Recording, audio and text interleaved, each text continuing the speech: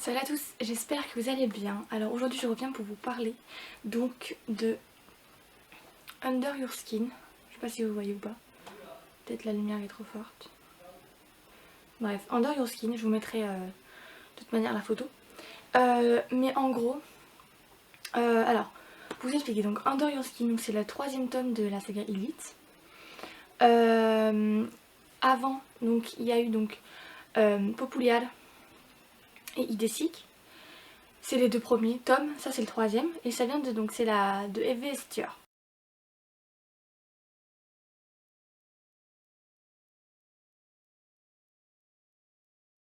Voilà.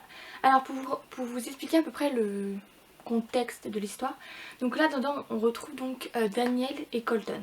Donc Colt, c'est comme vous voulez. Donc voilà. Donc on retrouve Colt et Daniel. Et en fait, alors dès le début, quand on arrive, on apprend une chose, déjà dès le départ, et on est en mode non, c'est une grosse blague. Voilà. Donc je vous laisserai lire déjà le prologue, il annonce les couleurs déjà. Donc j'étais en mode c'est une grosse blague déjà d'avant, ça commence bien. Bref, en gros voilà. Et dès qu'on commence l'histoire, enfin réellement dans le premier chapitre, donc déjà on voit donc Colton donc, qui est avec Zane, donc son colocataire, donc qui vit avec. Voilà, et vu que c'est son colocataire, ils se trouvent donc tous les deux, donc ils se trouvent dans le bar, donc Stained, je sais pas comment ça se prononce, mais bref, voilà quoi. De toute façon je vous mettrai le résumé de tout ce qu'il y a, etc. Bref. En gros voilà, et donc en fait si vous voulez, on rencontre donc Colton qui est donc avec différents gars, qui couchent avec beaucoup de gars, et il tourne des vidéos porno. Voilà, ça annonce la couleur déjà. Donc voilà, et en fait on voit Daniel le fixer. Déjà on se dit d'accord, parce que Colton déjà au début il se demande c'est qui le fixe. Après par la suite on sait que c'est Daniel qui le fixait et qui en fait n'osait pas aller le voir. Et Colton en fait voulait pas aller voir Daniel parce qu'il avait peur de se faire repousser comme tous les autres qui avaient essayé d'aller voir Daniel quoi. Voilà. Et en fait au fur et à mesure des chapitres et du tome en fait, des chapitres qui traversent, enfin qu'on avance etc. On voyait que Daniel avait avait très très peur, il était toujours en réflexion avec lui-même. Il avait peur de savoir, que ses parents sachent qu'il était avec un homme parce que lui, ses parents étaient très croyants et pratiquants. Donc lui pareil, il est croyant et pratiquant. Et en fait pour ses parents, être homosexuel c'est un péché. Ce n'est pas bien, c'est anormal, bref. Voilà quoi. Et c'est pas bien du tout quoi. Bref, voilà. En gros voilà, c'est un gros péché et c'est quelque chose de très anormal. En gros voilà. Et en gros ce qui se passe c'est qu'en fait plus on avance et plus on voit Daniel toujours en réflexion avec lui-même. Il a peur que ses parents sachent ça parce qu'il veut toujours que ses parents soient fiers de lui. Il veut toujours être aimé de Dieu. Il veut toujours que Dieu l'aime, veut pas se faire rejeter tout simplement, donc voilà. Et en fait il est toujours comme ça, en fait des fois il a peur donc il se recule un peu, mais en même temps il a envie d'être avec Colton, enfin envie de faire ce qu'il a fait, envie de faire ce que Colton lui fait. Mais d'un autre côté, voilà, c'est un peu un boomerang quoi, parce qu'il a envie mais en même temps il a peur. Donc voilà, c'est assez compliqué. Donc voilà, mais au fur et à mesure des chapitres, donc on voit que ça va légèrement mieux au fur et à mesure, il avance entre guillemets. Ses parents par contre, à Daniel je les aime pas du tout, clairement.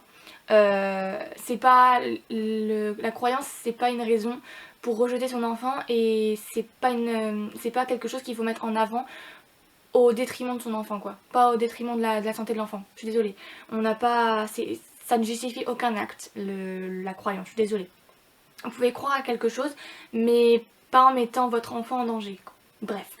Donc en fait, on en apprend beaucoup plus sur les deux. On apprend beaucoup plus sur Daniel, ce qui s'est passé quand il était jeune, la réaction de ses parents par rapport à certaines choses, comment il vit chez lui, etc. Bref, voilà, c'est vraiment quelque chose de très très fort et de très très malsain surtout. C'est vraiment, faut vraiment qu'il arrête de vouloir avoir ses parents, etc. Bref, en gros voilà. Donc Daniel, on en apprend beaucoup plus sur son passé, sur ce qui s'est passé, sur le fait que ça l'a détruit. Donc tout ça, etc.